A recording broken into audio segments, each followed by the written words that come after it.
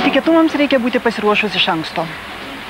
Prieš porą savaičių Lietuvos televizijos eteryje startavusi laida Kultūros spąstai, kuri ketino į vieną pusvalandį sugaudyti pačius įdomiausius kultūrinės savaitės įvykius, pati pateko į spąstus. O paspęsti jie buvo Užupyje, kur jau kelinti metai būrėsi vis gausesnė ir aktyvesnė menininkų bendruomenė. Būtent bendruomenė, nes jiems rūpi ne vien jų pačių kūrybiniai pasiekimai, juos vienyje noras sukurti savą gyvenimo erdvę, savo malonę, o ir kitiems įdomią aplinką.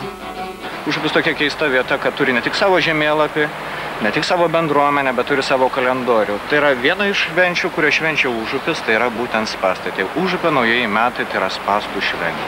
Kai Vilnelė išsivaduoja iš žiemos miego per pavasario lygiadienį, tada Užupis švenčia pasitinka savo naujosius metus. Tai yra spąstų šventė. Tokia jau žmogaus lemtis, kad jisai arba jo stengiasi įkliūti, arba iš jų išsivaduoti. Taip ir su tais metais.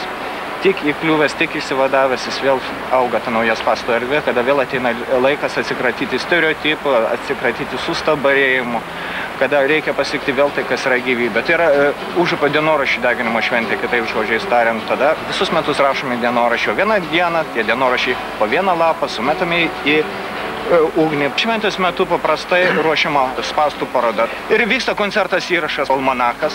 Yra išleidžiamas, kur sudedami užupiečiai ir ne tik užupiečiai sudeda filosofijos esė, sudeda poeziją, sudeda visą tai, ką galima sudėti į tą kultūros spąstus. Tai, kad Užupyje vyksta spąstų šventės, žinoma, girdėjome, bet Almanachą kultūros spąstai, kurio pavadinimas sutampa su naujosios Lietuvos televizijos kultūros laidos pavadinimu, išvysti teko pirmą kartą. Almanachas toli gražu ne toks, kokį įsivaizduotume tardami žodį almanachas, bet jis tikrai egzistuoja. Pirmasis jo numeris išėjo 1999-aisiais, dabar jau ruošiamas antrasis. Iš tikrųjų skamba labai keistai ir netikėtai. Kultūros spąstai, ar ne? Kultūra ir spąstai, du tokie skirtingi dalykai. Kodėl jums atėjo galvon, kad šitie du žodžiai yra suderinami?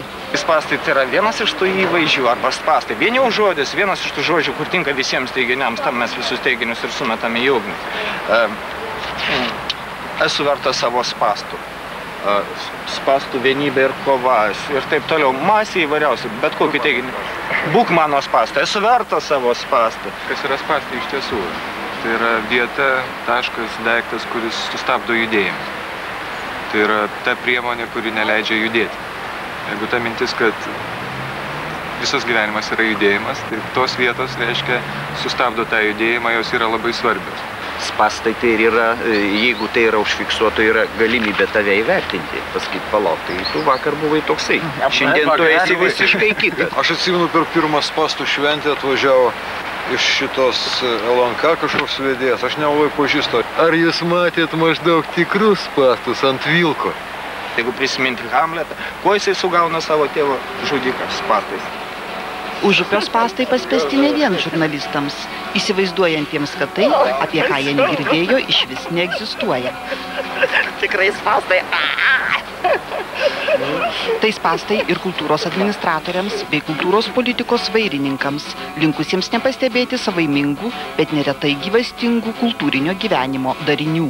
Mes iš niekur niekad pinigų negaudavom. Ir visą tai, ką mes darydam iš esmės savo pastangomis. Taip jau netyčia atsitiko, kad šiais agitbrigadų laikais Užupė susikūrė profesionalai. Iš principo jie dirba dykai, bet dirba visiems.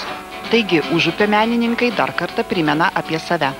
Ir dar kartą skatina pasitikrinti, ar nepatenkame pirmiausia patys į kitiems paspęstus spąstus. Tie spąstai visą laiką mumise yra.